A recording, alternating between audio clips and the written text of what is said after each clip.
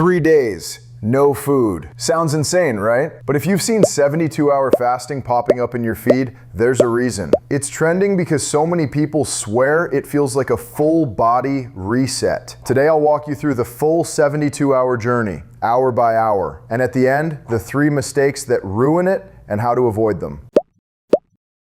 Hours 1 through 6, nothing crazy. You're just burning through breakfast and lunch. By hour 12, your glycogen, the quick burn fuel you normally run on, is running low. Hunger spikes, cravings peak, and your brain starts negotiating for anything edible. This is where everything starts looking delicious. Even plain rice feels like a 5-star dinner. But here's the secret. That hunger isn't failure. It's the signal your body is preparing to switch fuel.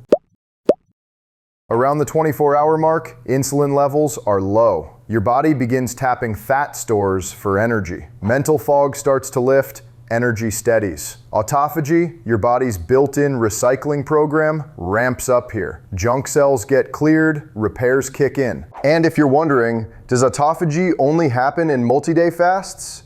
No, even daily fasts like OMAD trigger it, just at a lighter level. Think spring cleaning versus deep renovation. Here's the part most people don't expect. Cravings shift. Instead of snacks, many fasters start craving real food. By this point, even an Instagram reel of someone buttering toast feels like torture. Push through this phase and you unlock the deepest reset yet.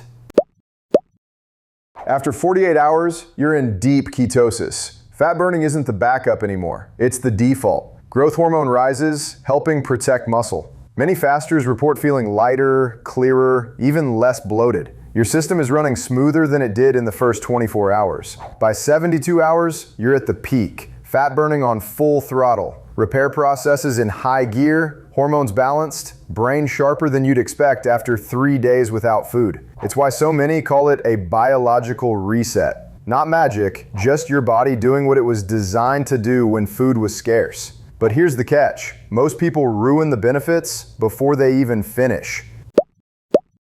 Mistake number 1, no hydration plan. Go in dry and you'll crash with headaches, fatigue, or dizziness. Water and 0-calorie electrolytes are your best friend. Mistake number 2, overtraining on day 2. You're cleaning house, not trying to be Chris Hemsworth in the next Avengers movie. Light movement is perfect, but push too hard in the gym and you'll tank your energy and end up binge breaking the fast. Mistake number 3, breaking the fast too hard. Juice, pasta, bread, pastries, one bite and your system goes into overdrive. Imagine your stomach is asleep. Throw in pizza and it's like shaking it awake with a foghorn. Some people also use bone broth to get through the 72 hours. Technically, yes, it breaks the fast, but practically, for some, it's the only way to finish. Call it a safety net. Not the tightrope walk, but it stops you from falling off.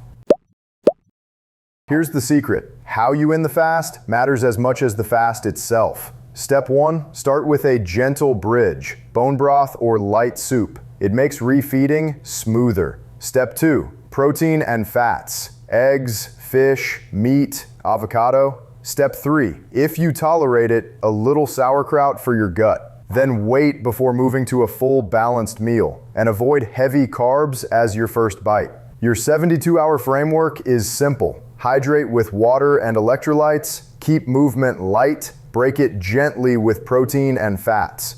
But here's the thing, you don't need 3 days to see results. Daily fasting transforms your body too, if you avoid the common traps. Watch the next video here, all about the fasting mistakes that keep people stuck. And hey, if this gave you an aha moment, hit like and subscribe. It helps more people discover this. And remember, everyone's body is different. Some feel incredible by day 3, others struggle more.